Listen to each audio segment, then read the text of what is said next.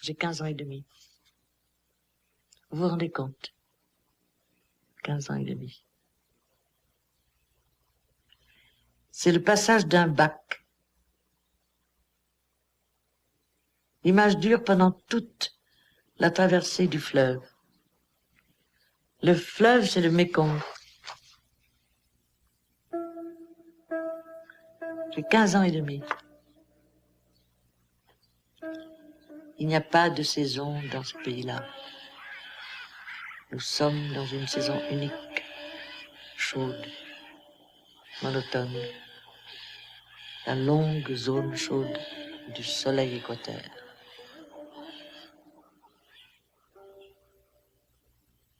On the ferry, there's a big black limousine with a chauffeur in white cotton livery. Yes, it's the big funereal car that's in my books. It's a Maurice Léon Bollé. Inside the limousine, there's a very elegant man looking at me. He's not a white man. He's wearing European clothes, the light tussore suit of the Saigon bankers. He's looking at me.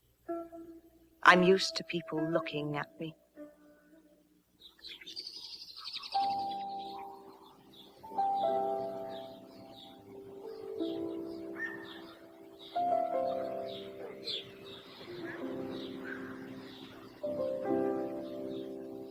C'est comme je n'ai pas eu de maison natale.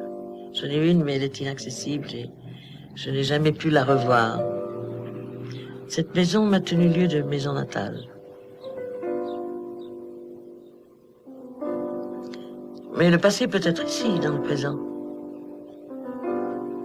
Cet endroit-ci, il est déjà dans le passé. Je peux m'en servir pour dire exactement ce que je veux. Comment dirais-je, de mon existence.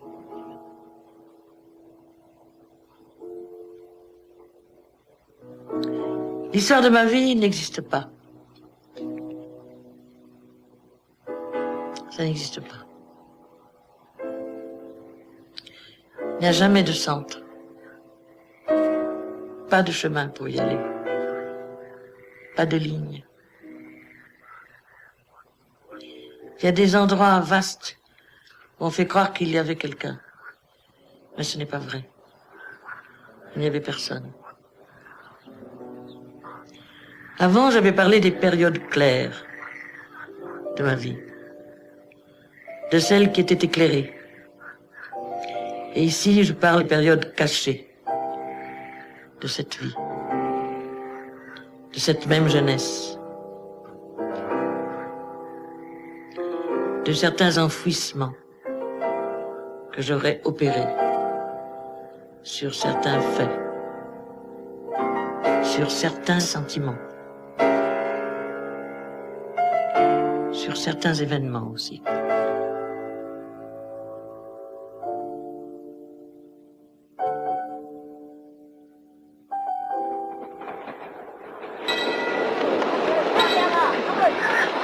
Marguerite Duras was born in 1914 and grew up in Vietnam, then part of the colony of French Indochina. Her family was in an equivocal position. Although they were whites, representatives of the ruling colonial elite, they were far from rich. The tensions this created were to have a lasting effect on Duras. C'est un mystère dans ma vie, ça. Pourquoi cette période relativement courte, de 6 ans à 16 ans, est si féconde? La situation de ma famille était difficile. Ma mère est restée veuve de mon père.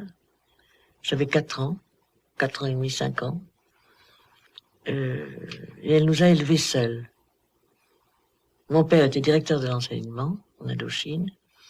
Et quand il est mort, ma mère est redevenue ce qu'elle était, c'est-à-dire institutrice. Les instituteurs étaient mal payés, ce qui a fait que notre enfance a été pauvre. Ma mère était hantée par la misère. Bon, ça, c'est la partie famille. Le décor dans lequel s'est passée cette enfance relevait également de la peur. Toujours la peur de cet exil dans lequel était ma mère. L'amant, c'était un album de photographies. C'était un commentaire de toutes les photos que j'ai.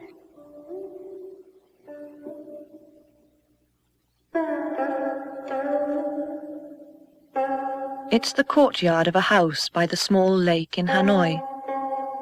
We're together, she and us, her children. I'm 4 years old. My mother's in the middle of the picture. I recognize the awkward way she holds herself, the way she doesn't smile, the way she waits for the photo to be over and done with. By her drawn face, by a certain untidiness in her dress, by her drowsy expression, I can tell it's hot, that she's tired, that she's bored. But it's by the way we're dressed, us children, all anyhow, that I recognize a mood my mother sometimes used to fall into, and of which already at the age we were in the photo, we knew the warning signs. The way she'd suddenly be unable to wash us, dress us, or sometimes even feed us. Every day my mother experienced this deep despondency about living. Sometimes it lasted. Sometimes it would vanish with the dark. I had the luck to have a mother desperate with a despair so unalloyed that sometimes even life's happiness, at its most poignant, couldn't quite make her forget it. Ce divorce entre notre mère et nous a compté beaucoup. Elle était dans l'exil. Nous, non. Pour les enfants que nous étions, ce pays était notre pays. J'ai parlé le vietnamien comme une vietnamienne.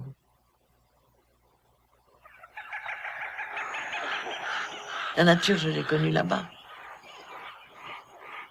La nature, j'ai passé une partie de mon enfance à jouer dans les forêts équatoriales. Dans les forêts infestées de tigres, de serpents. À me baigner avec les petits indigènes. Living so close to the Vietnamese peasants, Duras saw the poverty they lived in at first hand. It made a deep impression on her, and she's written about it many times, notably in her early novel, The Sea Wall. There were a great many children on the plain, so many that they were a kind of calamity. And the river, too, was always full of children splashing about or swimming. On the prow of the junks sailing down to the open sea towards the green islands of the Pacific, there were always smiling children. Hidden up to their necks in great wicker baskets, they smiled with pure delight, like children in the Garden of Eden. The children were like the rains or the floods. They arrived every year in a regular tide, or if you prefer, in a regular harvest. Every woman of the plain, as long as she was still young enough to be desired by her husband, had her annual child. This went on from year to year, in a long vegetative rhythm. So many of them died that the parents no longer mourned them, and no longer made graves for them. When he came back from work, the father merely dug a little hole in front of the hut and laid the dead child in it. The children returned to the earth as simply as the wild mangoes and the little monkeys. And the next year, others would take their place and die in their turn. The whites agreed that too many of them died, but it was inevitable that they should die since there were too many of them. Too many mouths gaping with hunger, screaming, complaining, avid for everything. That was what made them die. Duras's view of the world was also coloured by another injustice, her mother's mistreatment by corrupt colonial officials. Elle a économisé pendant 15 ans, 20 ans. Elle a toujours économisé, ma mère, pour acheter de la terre. À ce moment-là, le nord de l'Indochine était loti par le gouvernement. Elle a mis toutes ses économies dans cet achat. Vraiment, la totalité. Et elle ne savait pas que pour avoir une terre cultivable, de bonne qualité, il fallait soudoyer les fonctionnaires. À ce moment-là, toute l'Indochine blanche était en proie à la concussion. Bon, elle a donc donné toutes ses économies, on lui a donné de la terre, et cette terre était incultivable. Elle a fait ses semis, elle a planté du riz, et dans la première année, la mer est montée jusqu'au Maganou, jusqu'au pied de la montagne, c'était en bordure de mer.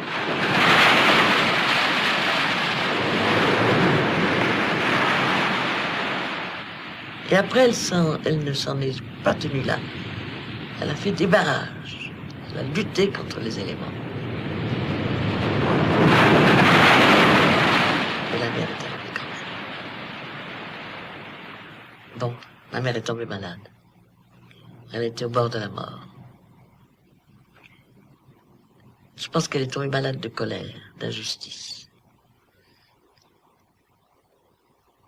Il y a de quoi mourir. Duras has never forgotten the effect these injustices had on her mother and the whole family. She evokes it powerfully in The Lover. C'est une famille en pierre, ma famille. Pétrifiée, dans une épaisseur sans accès aucun. Chaque jour, nous essayons de nous tuer. De tuer. Jamais bonjour. Jamais bonsoir. Jamais bonne année. Jamais merci. Jamais parler. Jamais besoin de parler. Tout reste muet. Loin. Le mot conversation est banni. Je crois que c'est ce mot qui dit ici le mieux, la honte et l'orgueil. Toute communauté, qu'elle soit familiale ou autre, est haïssable, dégradante. Nous sommes ensemble dans une honte de principe, d'avoir à vivre la vie. Simplement. C'est là que nous sommes, au plus profond de notre histoire commune. Celle d'être tous les trois des enfants de cette personne de bonne foi, notre mère, que la société a assassinée. Et nous sommes du côté de cette société qui a réduit ma mère au désespoir. À cause de ce qu'on a fait à notre mère, si aimable, si confiante, nous haïssons la vie. Nous nous haïssons. This stifling atmosphere made the young Duras desperate to escape and avid for new experience. That desire manifested itself in extravagant clothes and makeup. And as she wrote in The Lover, it also made her ready to respond to the advances of the young Chinaman who approached her that fateful day on the ferry over the Mekong River. C'est très simple. C'est vraiment comme une histoire de cœur, une histoire de nous deux. Il m'a demandé la permission de venir me chercher à l'école. Et s'il pouvait me conduire au lycée, puis venir me rechercher au lycée. C'est-à-dire que, bon, j'étais pas amoureuse de lui à ce moment-là du tout. Rien de pareil ne s'était produit. Mais je me disais qu'il fallait que j'y passe. Comme les femmes en général, comme toutes les femmes. Qu'il fallait faire l'amour avec un homme.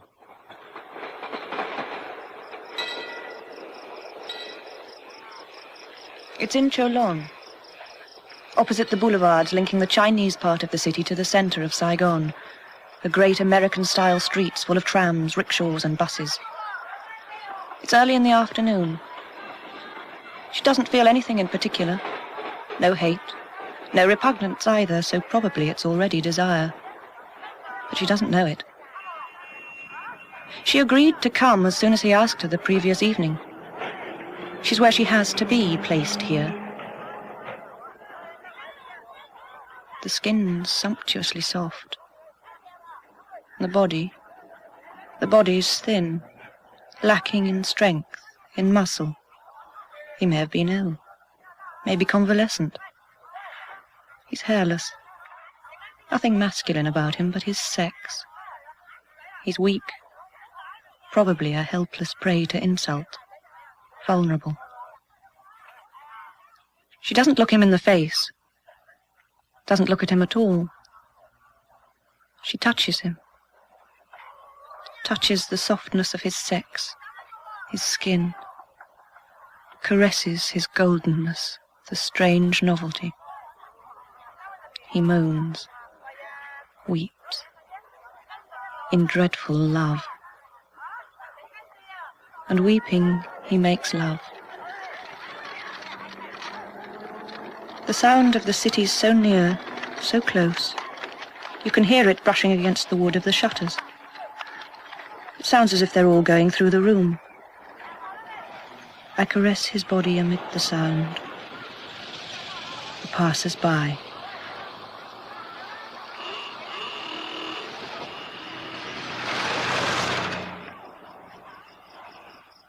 Now evening comes.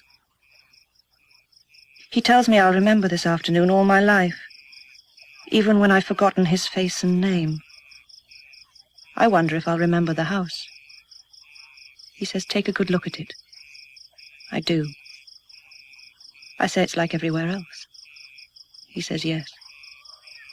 Yes, it's always the same.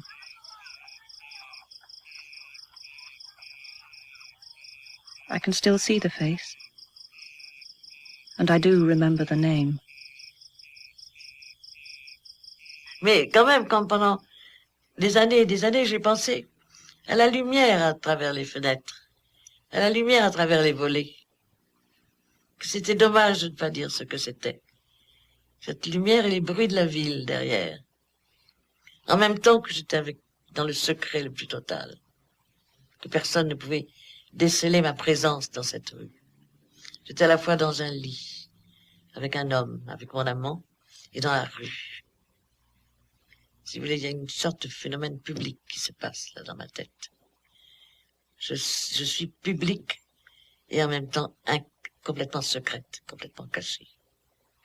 Je perçois la rue ne sait pas que je suis là. Il y a quelque chose de l'écriture dedans. La perte de vue de l'écrivain en faveur de l'écrit. Her mother soon realized that something was going on, as Duras recalls in The Lover. At that time, the time of Cholon, of the image, of the lover, my mother has an access of madness. She knows nothing of what's happening in Cholon, but I can see she's watching me. She suspects something. There's a sudden terror in my mother's life. Her daughter's in the direst danger. The danger of never getting married, never having a place in society, of being defenseless against it, lost, alone. My mother has attacks, during which she falls on me, locks me up in my room, punches me, slaps me, undresses me, comes to me and smells my body, my underwear, says she can smell the Chinese's scent, goes even further, looks for suspect stains on my underwear, and shouts for the whole town to hear that her daughter's a prostitute. She's going to throw her out. She wishes she'd die. No one will have anything to do with her. She's disgraced, worse than a bitch. And she weeps, asking what she can do, except drive her out of the house so she can't stink the place out any more. The theme of an affair which breaks society's rules and brings dishonor on the family recurs in Duras's work. Perhaps the best known is her screenplay for Alain Resnais's film Hiroshima Mon Amour. Here the French heroine tells her Japanese lover, many years later, of her forbidden romance with a young German soldier during the Second World War. Je tremble d'avoir oublié tant d'amour. On devait se retrouver à midi sur le quai de la Loire. Je devais repartir avec lui. Quand je suis arrivée à midi sur le quai de la Loire, il n'était pas tout à fait mort. Quelqu'un avait tiré d'un jardin. Je suis restée près de son corps toute la journée. Et puis toute la nuit suivante. Le lendemain matin, on est venu le ramasser et on l'a mis dans un camion. C'est dans cette nuit-là que Nevers a été libéré. Et puis un jour, j'avais crié encore. Alors on m'avait mise dans la cave.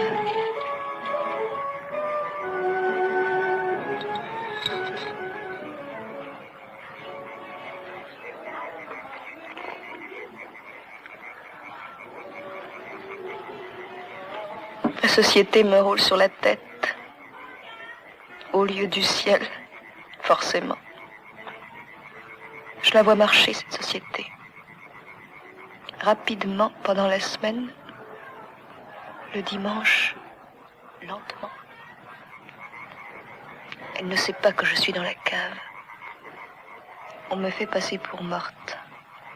Morte, loin de Nevers. Mon père préfère parce que je suis déshonorée. Mon père préfère. Dans le cas de l'amant chinois et dans le cas de l'amant allemand. Dans Hiroshima, mon amour, il s'agit d'un interdit qui est enfreint. Ma mère considère que ça, c'est une dégradation énorme, définitive, de son enfant, si elle se mariait avec un Chinois. Remarquez qu'après, elle était tellement pauvre que elle m'a dit, il faut que tu te maries avec lui, ça va nous tirer d'affaire. Mais quand même, sur le principe, elle était très réticente. Et dans Hiroshima, mon amour, l'enjeu est beaucoup plus grave. Parce qu'elle est tondue. Elle est vraiment publiquement déshonorée. Mais c'est la même chose dans l'amant. Sauf qu'il n'y a pas cette sanction après. De la mort et du déshonneur. The origins of many of the themes of Marguerite Duras' work lie in her earliest childhood. Through the relationship between her two brothers, the elder a cruel bully, the younger one weak and appealing, she recognized that love and violence are often connected. C'était le jour et la nuit, si vous voulez. Il y avait ce petit frère. On n'a jamais dit ça tout à fait autour de moi. Ni ma mère, ni moi. Mais je pense que le petit frère avait comme une sorte d'ombre sur lui. Comme une sorte de très léger retard mental. Et que c'est cette espèce d'enfance dans laquelle il restait, lui, qui provoquait le frère aîné. Je vois une corrélation entre la mort, quand même, à 27 ans, très jeune, et l'espèce de torture qu'il a subie, constante, de provocation constante, de la part du frère aîné. Il régnait, il avait remplacé le père dans notre famille. Il distribuait les sanctions. A character with a clear debt to this elder brother appears in Duras' film Days in the Trees. Jacques is a failure, a gambler, who steals his old mother's gold bracelets, her only remaining wealth, when she comes to visit him one last time before she dies. He's unmoved by his girlfriend's pleading. Jacques, je te supplie, viens dormir. Hein? Qu'est-ce que je vais lui dire si elle se réveille et qu'elle ne trouve plus rien? Elle ne demandera rien. C'est pas moi qui ai apporté tout ça. Alors moi, que tu as pris.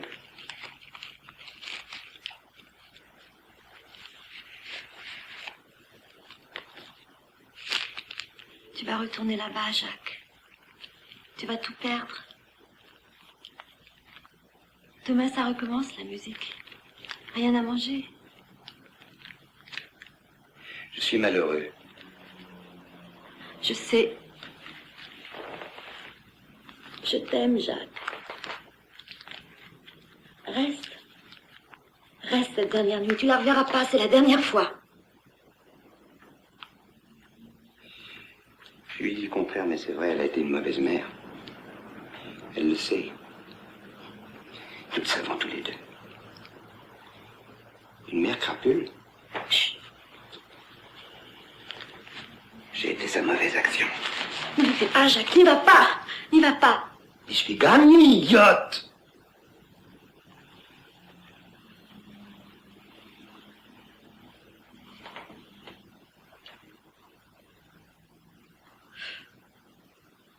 Comédien, menteur, mais c'est terrible.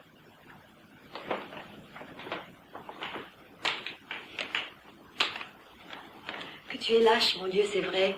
Elle-même ne doit pas savoir à quel point. J'ai gagné. Impossible. C'est impossible. Il est là, lui, avec cette faculté presque enfantine de voler sa mère qu'il n'a pas vue depuis des années. Il était comme ça. Moi, il ne m'avait pas vu pendant toute la guerre et il m'a volé toutes mes économies. Quand il est arrivé pour quelques jours, ça fait 4 ans que je ne le voyais pas, il m'a volé tout ce que j'avais. Les provisions pour mon mari et toutes mes économies. Je n'avais plus un franc dans la maison. Il était comme ça. Malfaisant. Malfaisant, c'est un mot terrible, mais juste. Duras' elder brother is also an important element in The Lover. Quelquefois, je confonds la guerre, le temps de la guerre, avec le temps pendant lequel mon frère aîné est resté dans la famille. Je vois la guerre comme je le vois pendant mon enfance.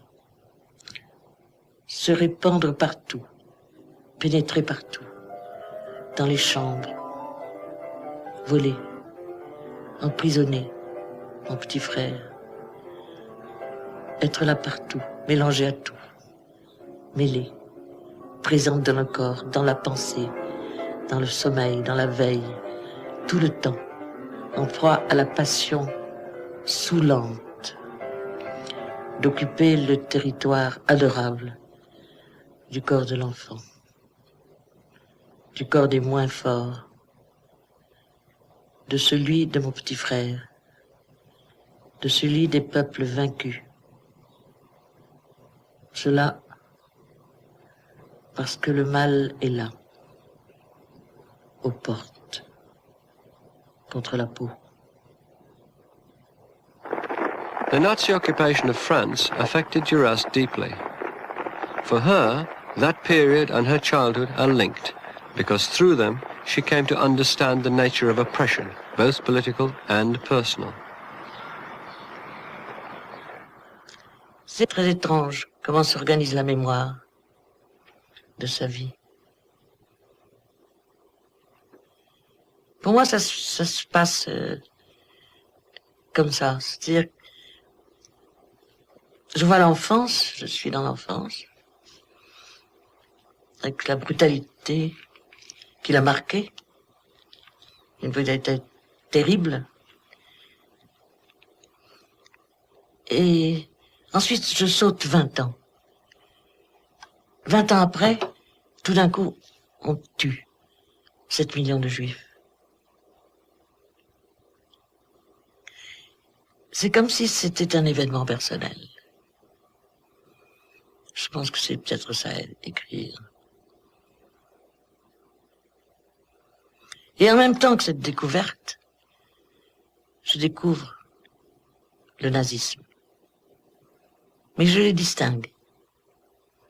Il y a ceux qui sont morts et ceux qui les ont tués.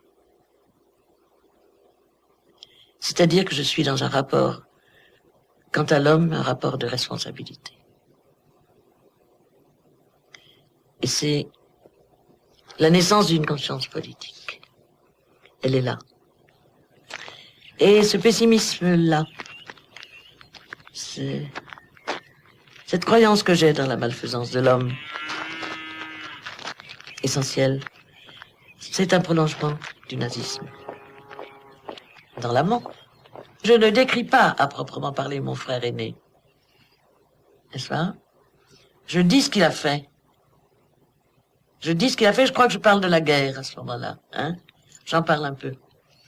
Mais tout de suite après le frère, quand je parle de la malfaisance profonde du frère, tout de suite après, je crois qu'il y a un passage sur la nuit tropicale. The nights, I remember them. The blue was more distant than the sky, beyond all depths covering the bounds of the world. The air was blue. You could hold it in your hand. The sky was the continual throbbing of the brilliance of the lights.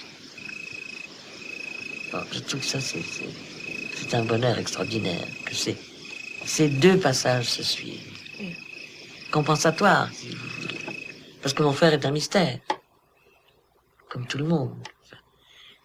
Et innocenté. Il est d'ailleurs innocenté. Dans l'amant, tout le monde est innocenté.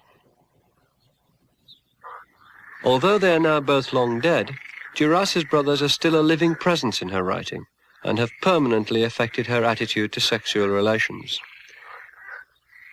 In The Lover, she recalls how, through the affair with the Chinaman, she first realized that she was physically attracted to these brothers, whom she calls the young murderer and the young hunter. I used to watch what he did to me, how he used me. And I'd never thought anyone could act like that. He acted beyond my hope, and in accordance with my body's destiny. So I became his child, and he became something else for me, too. I began to recognize the inexpressible softness of his skin, of his member, apart from himself. The shadow of another man must have passed through the room, the shadow of a young murderer. But I didn't know that then. Had no inkling of it yet. The shadow of a young hunter must have passed through the room too. But that one, yes, I knew about. Sometimes he was present in the pleasure, and I'd tell the lover from Cholon, talk to him of the other's body and member, of his indescribable sweetness, of his courage in the forest and on the rivers whose estuaries hold the black panthers. Oui, je crois que j'ai désiré mon petit frère. J'ai dû désirer le grand frère aussi. Mais ce n'était pas avoué. Le petit frère, je le sais, comme il le savait. Je crois que l'inceste est toujours là, chez les enfants, quand il y a une famille. Je crois qu'on n'aime jamais plus loin qu'un frère. Vous avez remarqué une chose entre amants. Les premières confidences que l'on se fait portent toujours sur l'enfance. Comme si l'amour voulait s'agrandir jusqu'à l'enfance et arriver à atteindre l'enfance, la retirer du temps pour l'amener à soi. The nature of desire is a key theme in all Duras' work. She recognized its destructive power at a very young age through gossip about the tragic affair of the local administrator's wife. Her story has stayed with Duras for life. Le bruit a couru, elle avait eu un amant très jeune. On a raconté qu'à son âge, elle avait pu provoquer le suicide d'un homme très jeune. Qu'elle n'était pas belle pourtant, que c'était autre chose. Qu'elle était très intelligente, très remarquablement musicienne, qu'elle jouait très bien du piano, qu'elle était étrangère. Vous voyez, toutes les données qui sont déjà très, très romanesques. In The Lover, Duras remembers this woman, whom she calls the lady. Both she and the girl in the book are shunned by society because they've broken the rules. The lady's on the terrace outside her room, looking at the avenues bordering the Mekong. The room's in the middle of a great palace with covered terraces, the palace itself in the middle of the garden of oleanders and palms. The same distance separates the lady and the girl from the other people in the town. Just as they both look at the long avenues beside the river, so they are alike in themselves, both isolated, alone, queen-like. Their disgrace is a matter of course. Both are doomed to discredit because of the kind of body they have, caressed by lovers, kissed by their lips, consigned to the infamy of a pleasure unto death, as they both call it, unto the mysterious death of lovers without love. That's what it's all about. This hankering for death.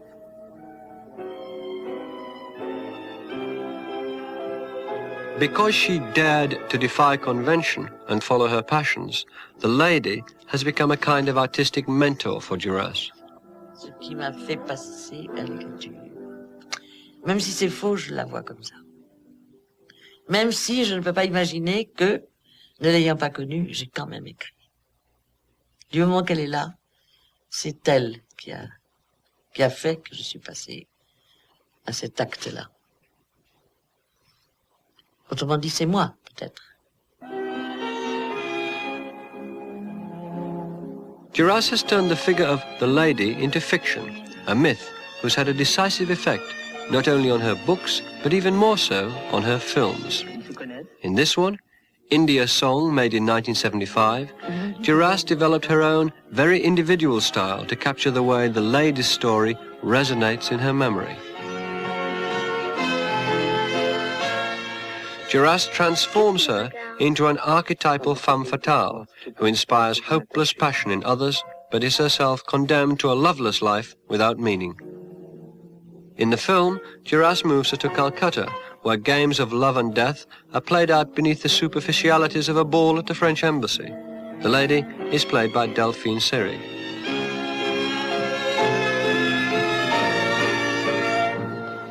Si vous écoutez bien, la voix des inflexions étrangères. C'est peut-être ça qui prive de la présence, cette origine. Aussi, oui, peut-être. C'est une proposition abstraite que je fais. Je crois que c'est ça, écrire. Je crois que c'est ce parallélisme-là, entre la vue dans le miroir et la vue dehors.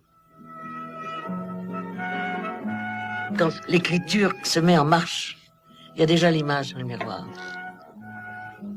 C'est-à-dire qu'on est déjà envahi par l'écriture, mais qu'elle n'est pas encore sortie de soi. Mon mari vous a dit, nous aimerions vous avoir aux îles. Je serais heureux de venir. Vous écrivez, je crois. J'ai cru pouvoir écrire. Avant. On vous l'a dit? Oui, mais je l'aurais sans doute deviné. À la façon que vous avez de vous taire. J'ai abandonné. In India Song, Duras's actors never seem to speak. Instead, a separate soundtrack of voices made before the filming is laid over their actions. The voices are sometimes other people's, sometimes those of the actors themselves. Duras's aim here is to convey a sense of events long past, events that have taken on a universal, even a mythic dimension. Vous faites de la musique?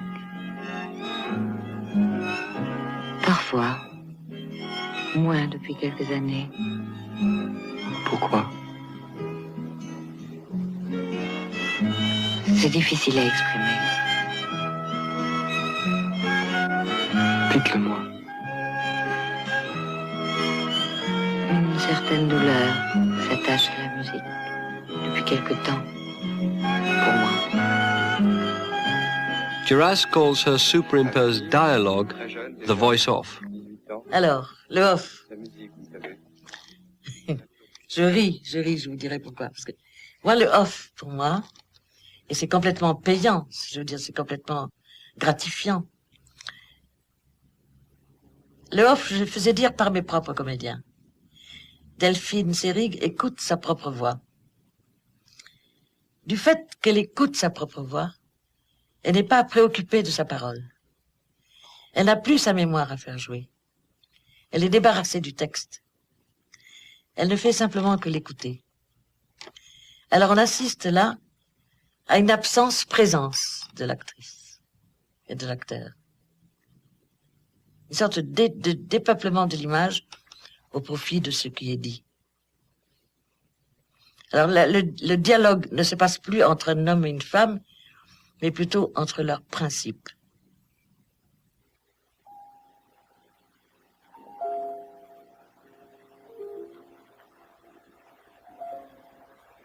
Qu'est-ce qu'on entend? Elle qui pleure. Ne souffre pas, n'est-ce pas? Non plus. Une lèpre du cœur.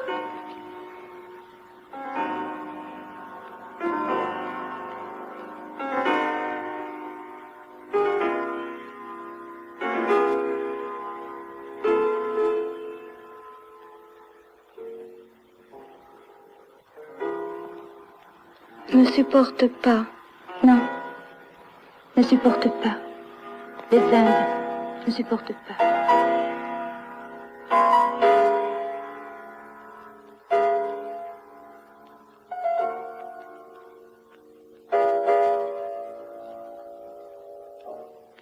Elle dort.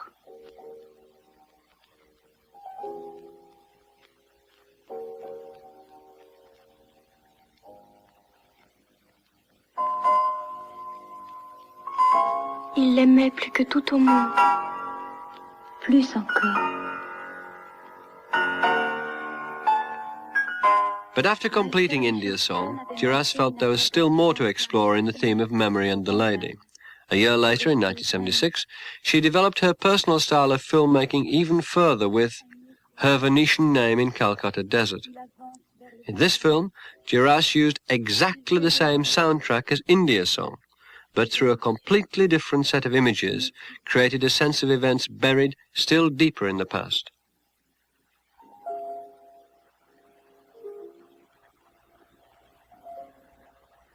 Qu'est-ce qu'on entend? Elle qui pleure. Ne souffre pas, n'est-ce pas? Non plus. Une lèpre du cœur.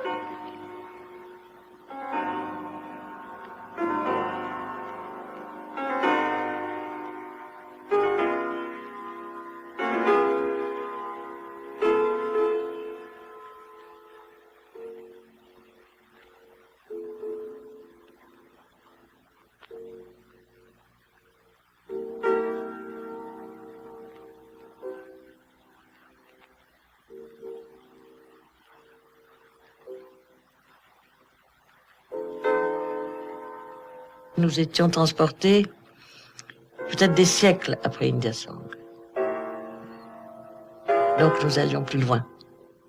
Il n'y a plus personne. Mais il n'y a plus personne puisqu'ils sont tous morts. India's Song essayait de rattraper quelque chose de la mort. Et puis après ce film, il y a eu son complément définitif, qui était son nom de Médise en Calcutta Desert. Si vous voulez, c'est encore une certaine mémoire. India's Song. Et son nom de Venise se produit avant la fin de la mémoire.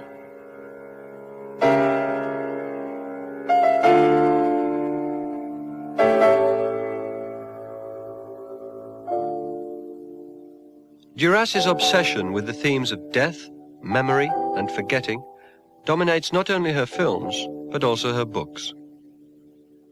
As The Lover nears its end, the various strands of the story are drawn together in a common sense of transience and parting.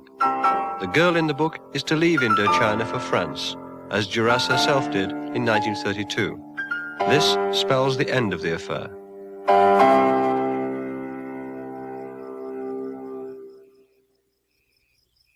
They never speak of it anymore. It's an understood thing that he won't approach his father anymore to let him marry her. That the father will have no pity on his son. He has no pity on anyone. The man from Cholon knows his father's decision and the girl's are the same, and both are irrevocable. To a lesser degree, he begins to understand that the journey which will separate him from her is a piece of good luck for their affair, that she's not the marrying kind, she'll run away from any marriage. He must give her up, forget her, give her back to the whites, to her brothers. The lover from Cholon's so accustomed to the adolescence of the white girl he's lost. The pleasure he takes in her every evening has absorbed all his time, all his life. He scarcely speaks to her anymore. Perhaps he thinks she won't understand any longer what he'd say about her, about the love he never knew before, and of which he can't speak. Perhaps he realizes they never have spoken to each other, except when they cry out to each other in the bedroom in the evening. Yes, I think he didn't know. He realizes he didn't know. The other type of separation Duras explores in The Lover is death, that of her beloved younger brother in Saigon in 1941. Le petit frère mort. D'abord, c'est inintelligible. Et puis, brusquement, de partout, du fond du monde, la douleur arrive. Elle m'a recouverte. Elle m'a emportée. Je ne reconnaissais rien. On s'était trompé. L'erreur qu'on avait faite, en quelques secondes, a gagné tout l'univers. Le scandale était à l'échelle de Dieu. Mon petit frère était immortel et on ne l'avait pas vu. L'immortalité avait été recélée par le corps de ce frère, tandis qu'il vivait. Et nous, on n'avait pas vu que c'était dans ce corps-là que se trouvait être logée l'immortalité. Le corps de mon frère était mort. L'immortalité était morte avec lui.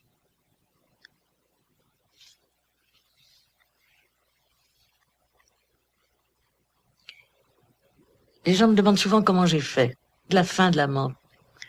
Je ne l'ai pas fait, elle est venue progressivement. Dire toutes les fins se sont produites presque continuellement, même si elles s'étaient produites à des temps différents. En moi, le départ de l'Indochine, le départ du pays, s'est donc fait de façon corollaire à celle à partir de l'amant. Je suis partie de mon amant comme je suis partie de mon pays. Et la séparation d'avec mon petit frère. Je la vois comme faisant partie de cette fin. Parce qu'avec la mort de mon petit frère, l'enfance est partie. Donc c'était juste de mettre cette mort dans ce paquet, ce bâtiment de mort qui est à la fin de la mort. Les bateaux qui partent, oui, ça c'est la régularité de la mort, si vous voulez. Et les grandes orgues des cheminées.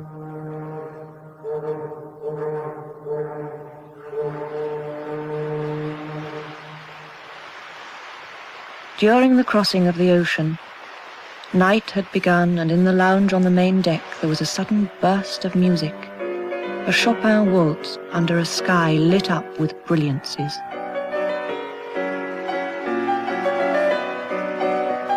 There wasn't a breath of wind, and the music spread all over the dark boat, like a heavenly injunction whose import was unknown, like an order from God whose meaning was inscrutable. And the girl started up, as if to go and kill herself, to throw herself into the sea. And afterwards she wept, because she thought of the man from Cholon. And suddenly she wasn't sure she hadn't loved him, with a love she hadn't seen because it had lost itself in the affair like water in sand. And she rediscovered it only now, through this moment of music flung across the sea.